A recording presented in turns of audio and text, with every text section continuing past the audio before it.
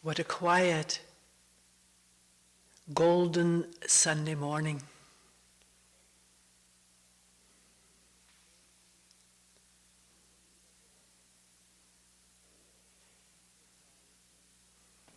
Taking a walk down the driveway, the crunching of fresh white snow, glistening in the sunshine.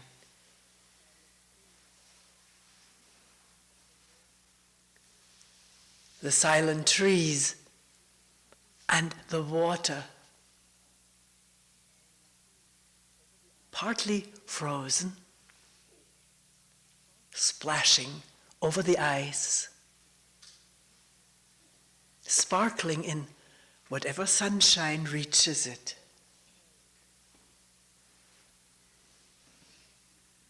The calling of crows, and hardly any traffic noise. What heart would not be gladdened under the blue sky? This incredible presence taking the place of peripheral worries or sorrow, which cannot maintain itself when there is this wholesome presence, not brought about by anyone. It is there.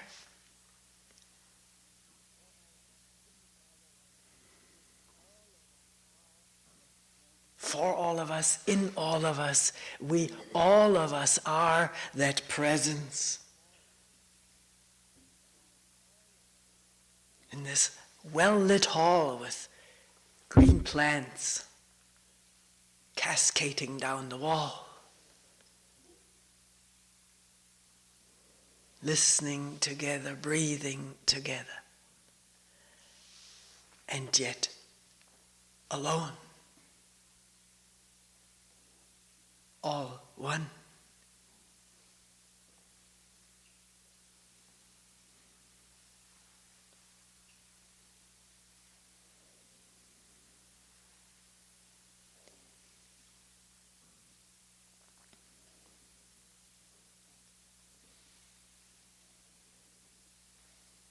Alone means all one. Not just the cleverness of changing the accent.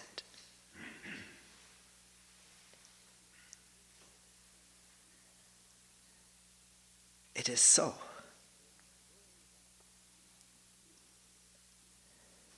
When thoughts don't whirl about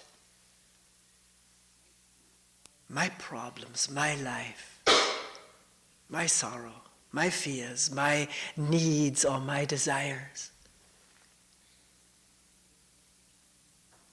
then what could separate us this very moment?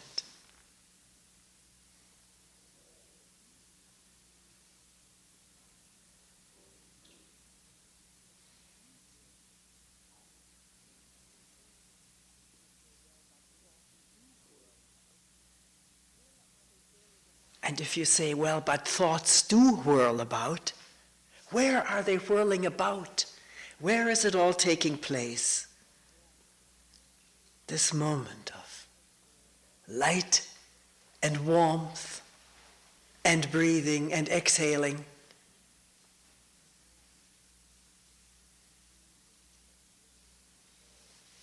And listening.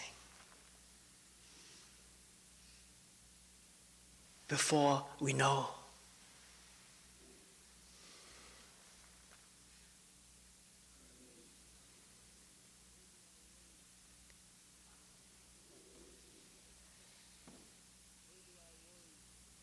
Where do these thoughts take place? Where do our worries take place? Our pressures, the heaviness of thinking and imagining and anticipating and predicting and retrospecting Where does it all take place? This moment of opening the eyes and seeing the distant hills and the closeness of quiet people.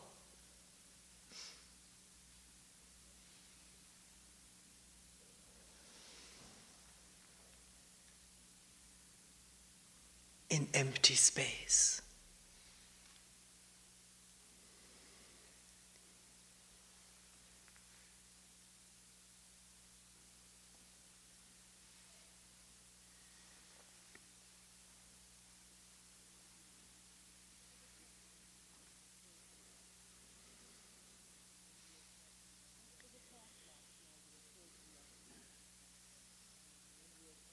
After the talk last night, it occurred to me I'd forgotten something. When we were talking about resting and tiredness, for many of us, the inevitable tiredness in the beginning of a retreat, not necessarily so, but usually so. I'm saying this because we don't want to make a thing out of it and try to conform to a schedule of tiredness. We talked about it's nothing to be ashamed of or worried about if one sleeps while others are up. Go to bed when one is tired, and also to get up when one cannot sleep or lie awake to the breathing and presence of being. But what if one is overwhelmed with tiredness in a round of sitting? Sitting is not very long, 25 minutes, but long enough to feel the heaviness, the discomfort of a weighty tiredness, fatigue. So what is going on then at a moment like this? We've agreed not to get up in the middle of a round, go to bed. No one does it. How to deal with this oppressive tiredness as one is sitting around with each other. Can the mind shift from suffering this tiredness, which involves thinking about how better off I would be to lie down, have the lights out, go to sleep, those thoughts, verbal or just somatic, are there in this tiredness, what one could do about it, how one could escape it or take care of it. And with this comes the suffering because the time isn't up yet to take care of it. And the waiting for the bell or whatever all goes on in the mind. Can that shift to wondering what this state is all about, experientially, directly, this moment of seeming discomfort, movement towards something else, supported by thoughts, to bring it all into present awareness, the whole movement of tiredness, and not calling that tiredness anymore. One has acknowledged it, one is tired, that's finished. What is it? To sort of switch from enduring to inquiring. Not analytically, although if that one is so inclined and needs to analyze why one is tired, that's what the mind does. But the mind also finds out that that doesn't help to penetrate this tiredness, to illuminate it, maybe a better word.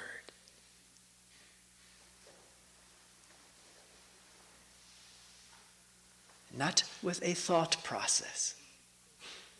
What is it does not necessarily need to initiate a thinking process. What is it means opening up to what's there. Discomfort, pain, tension, tremendous momentum to get away from this through fantasy, to let it all appear in the mind. And you could say, well, how can this be when I'm tired? You'd be surprised. Tiredness is a relative state and can change any moment when some new energy gathers that wonders about what's going on.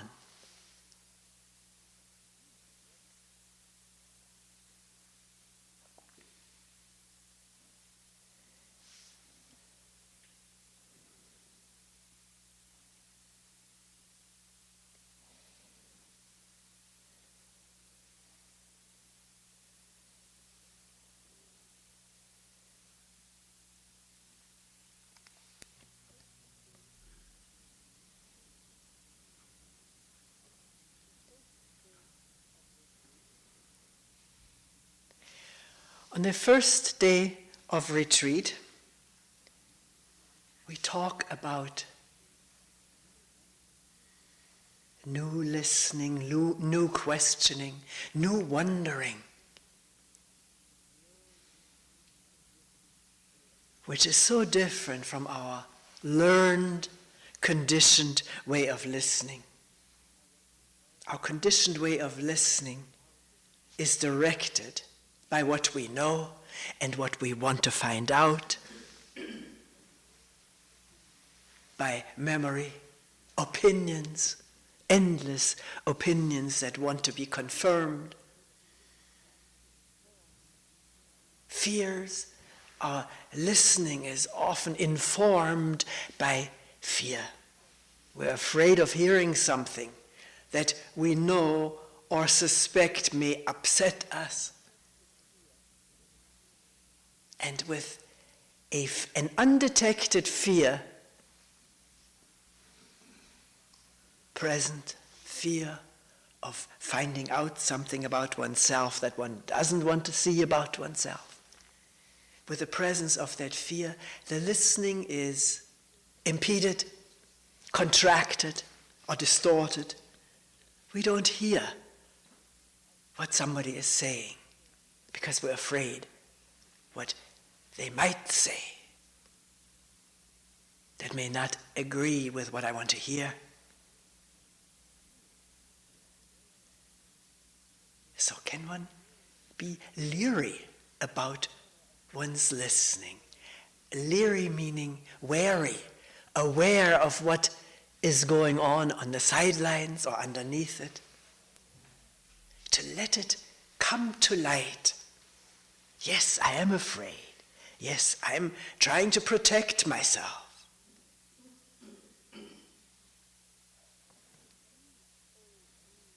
And let these age-old movements of the body-mind be aerated in the light of looking and attending, discovering, in which the listening spontaneously purifies itself in this aerating of motives, of needs, of fears.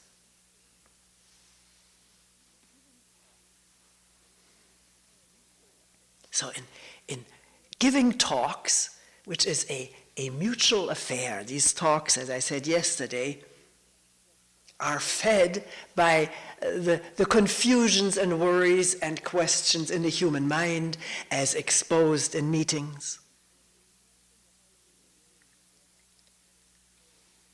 So we're in this together, working on this together. So the listening is more than following the words, even though this may be how we start, trying to deal with the meaning of the words, and at times having problems because the words do not conform with the meaning that I have or you have conventionally given these words. Please clear those things up in meetings. What do you mean by when you say image or whatever? Please ask so we can clarify and have shared meaning shared meaning of words is relative. There's nothing absolute about it. Somebody else may use a different word for trying to express the very same thing. So we have to have some communication, some agreement of how we use words. So the stream flows freely between us.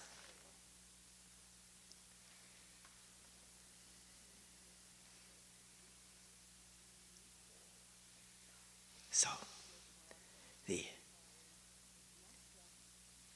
listening to a talk and giving a talk is not just putting words out there or hearing words and their meanings, but trying to find out whether what is being said about fear hindering the listening, for instance, whether what is being said about that really is so. Can I find it out myself, either instantly or as we move along in this retreat or in our daily life? To watch directly how fear closes up the doors of perception, or filters it, distorts it. To discover it. That discovery is not informed by fear. It is freely shedding light on the functioning of fear. So, to say this right at the outset, talks are not just to remember the words or maybe anticipate them. Because some people are here who have heard the first talk of a retreat for I don't know how many times. 6 to 8 retreats a year. How many years? Don't want to count them. So, one can already anticipate what she's going to say, which is dangerous. I may not say it in the same way, but the mindset is sort of stuck. When one thinks, I know what they're saying, then the openness and permeability of listening is absent. So I want to guard against what I've called humming along with something that I've heard before. Because it is a different mind from openly listening as though I heard it for the first time.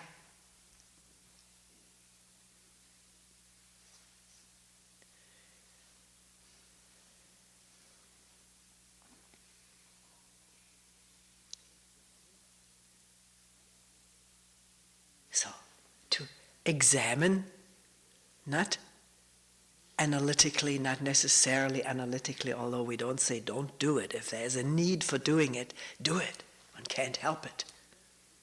But not just analytically, but experientially, directly examining this quality of listening. I may find I haven't paid attention. I missed the last 5 minutes or 2 minutes, whatever, half hour. What was going on? The mind was drifting off out of tiredness. One knows that state of tiredness where the words lose all meaning. One still hears the sounds, but the meaning is lost. That part of the brain is already asleep. Or there may be what we have touched upon. Some fear of what is being said, because it may expose me to myself in a way that is upsetting, unsettling.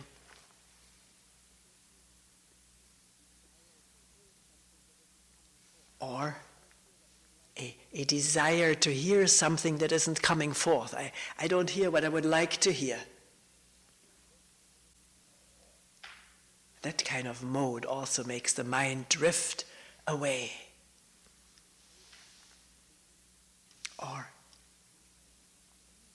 very often in the beginning of a retreat, it doesn't seem that the energy is there to stay with it. And noticing in the course of a retreat with increased energy, there is more presence with what is being said and the ability to look at what is being said. Is this so? Yes, it is so. Or no, I've got to bring it up in a meeting. I don't understand it. I see it differently.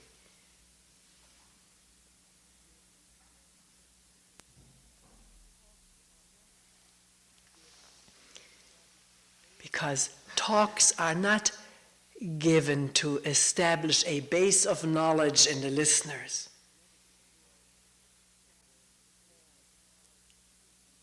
Inevitably, the brain records, sort of packages information for future reference.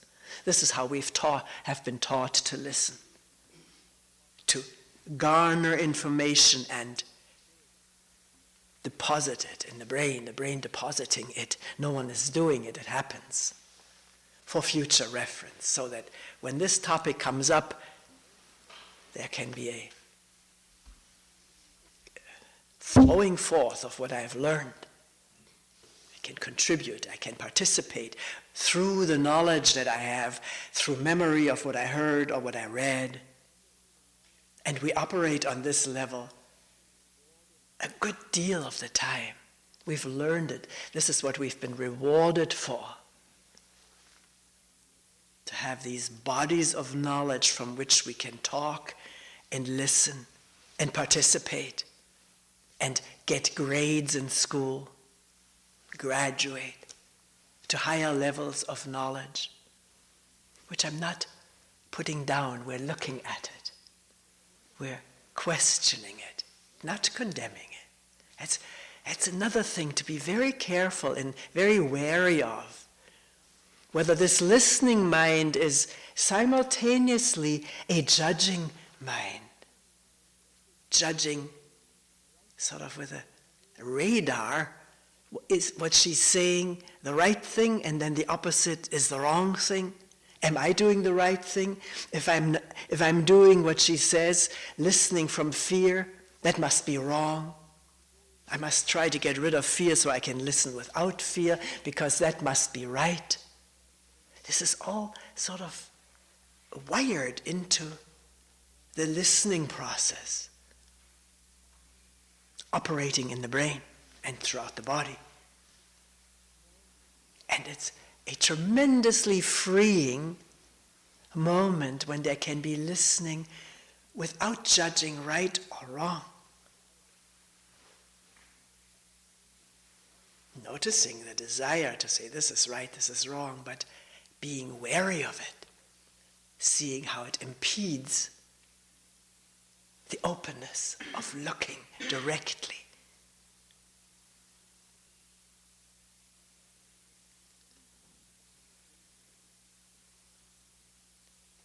It comes out in meetings when people say, for instance, I'm improvising this.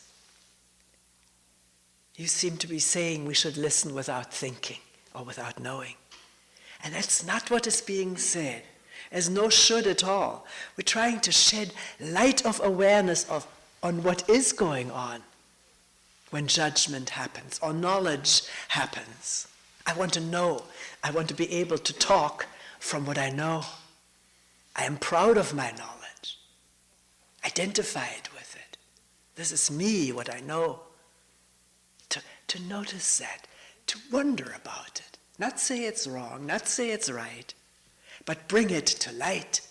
Because with that, something happens within a human being and their interactions. There's the birth of a new freedom of listening to each other and relating to each other. Because there is some awareness of the treacherousness of conditioned processes, like knowing and judging and categorizing into right and wrong, and fearing and wanting. walk carefully in the midst of all these conditioned movements of the mind, which are only treacherous when they happen in darkness, in ignorance.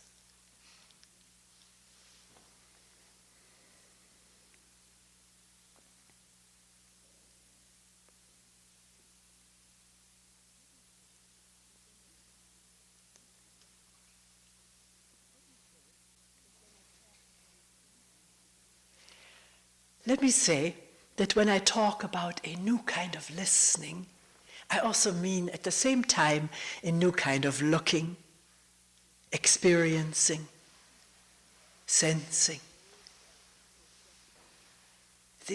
These different modes of perception are interchangeable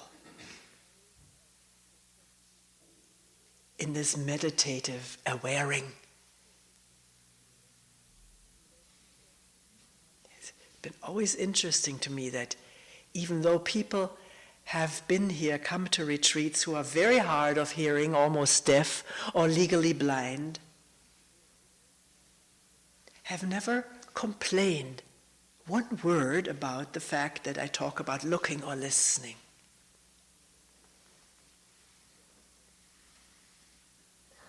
Sort of saying, how could a deaf person listen or an almost blind person see?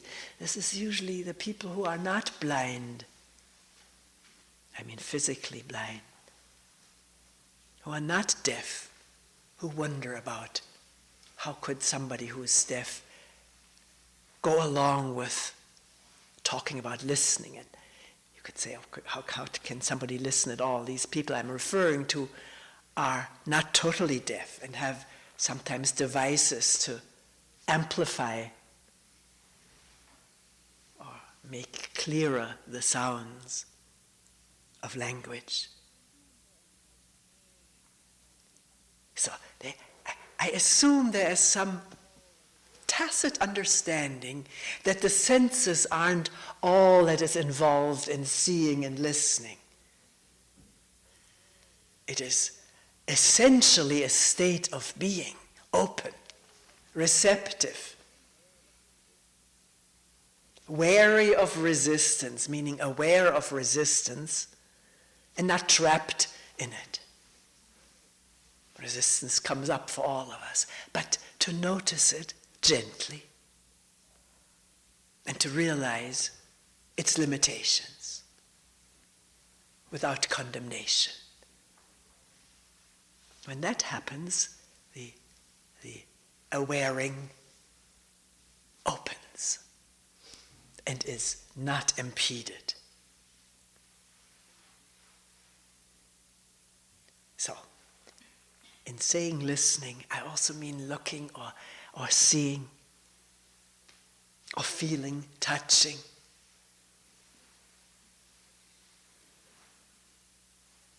In a wholesome way.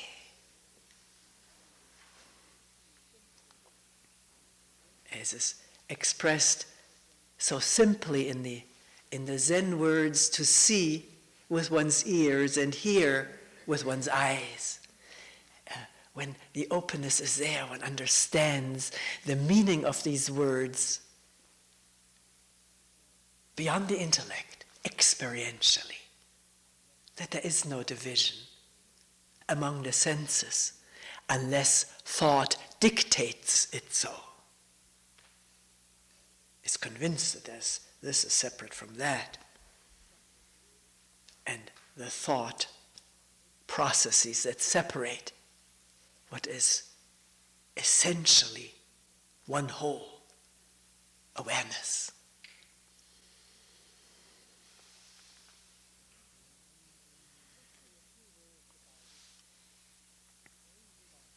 Let me just say a few words about authority, creating authority, establishing authority, craving authority, or fighting authority.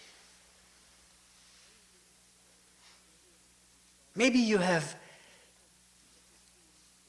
realized already from what is being said and how it is being said, that what is being said is not there to create authority. The gulf of authority between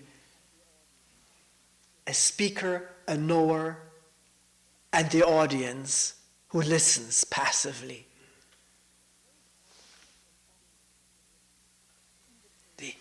The whole talk is an offering, an invitation to look together and alone at what happens in human beings like you and me. The craving of authority, maybe the disappointment when one cannot get somebody to be one's authority.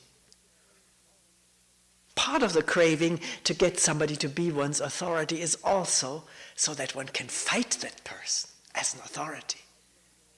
It's an amazing process which one learns about as one goes along in this work.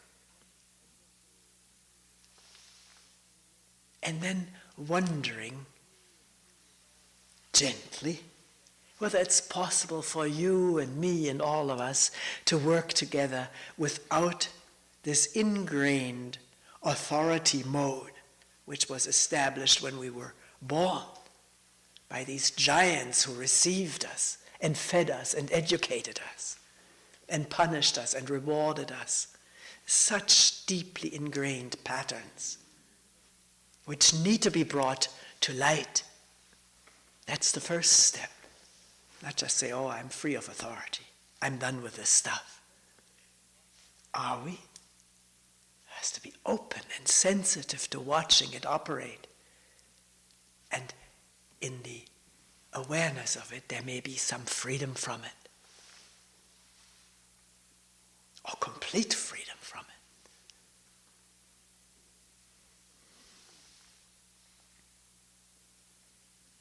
Which does not mean that one doesn't like to come someplace where somebody speaks with quote unquote authority. Authority, I think, originally means originating. Something originating here which is free from the desire to impress or to convince or to persuade. It comes out of looking. The freedom and openness of looking and expressing it in words.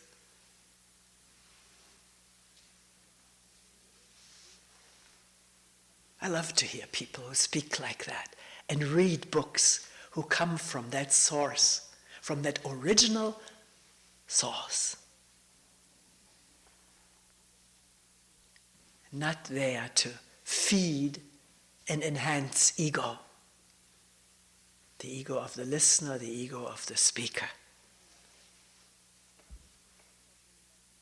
But it doesn't mean that one listens to someone like that, when one reads a book by an author like that one buys it all, untested, unexamined. It may have a strong or light ring of truth to it, so one listens further and examines further. Keeps it in mind, so to speak. I haven't seen the truth of it. I may never, but I may. But I'm not rejecting it, and I'm not adopting it. Just leave it hang in there, which it will. It does. It sort of nags to be found out.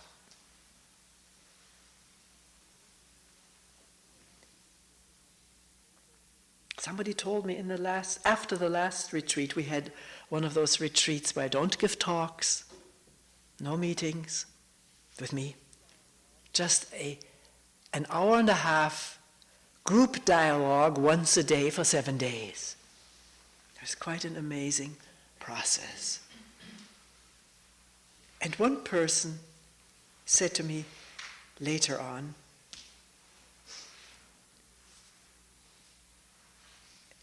it was amazing for me to see, after batting around this whole problem of authority for so many years, people still seem to make you, Toni, into an authority. I was surprised. I wanted to hear more, because I didn't have that feeling.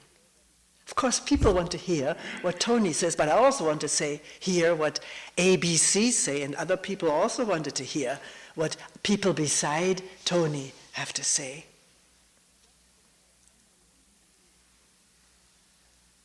So just because somebody wants to hear what I have to say, asks me, how is this for you?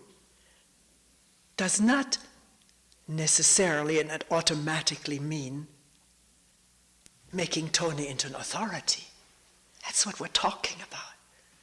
I want to hear from somebody I respect greatly, but I want to find out whether this is really so. I won't take it over until it's clear, one way or the other. Or if it's not clear, to dialogue with each other about it, which was happening quite a bit during those meetings, group dialogues. So, I'm just mentioning it, not to confuse being interested in hearing a talk by someone with, oh, you're making her or him into an authority. One has to be clarifying one's habitual thinking. And that happens best in dialogue. Then we can listen to each other and maybe clear up the confusion. Maybe not. Remains to be seen. So at the end of a morning talk, the first one in the series, what is our relationship with each other? How are we relating to each other? Right now and from moment to moment? Can there be a new, fresh openness?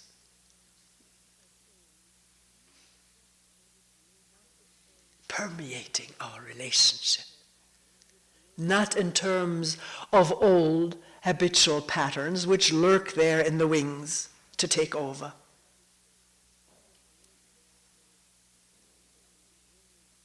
To see those old patterns and not be ruled by them, so that there can be a free and open exchange.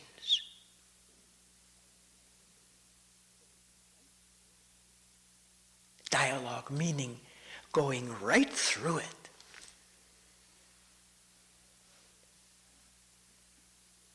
Together as well as alone.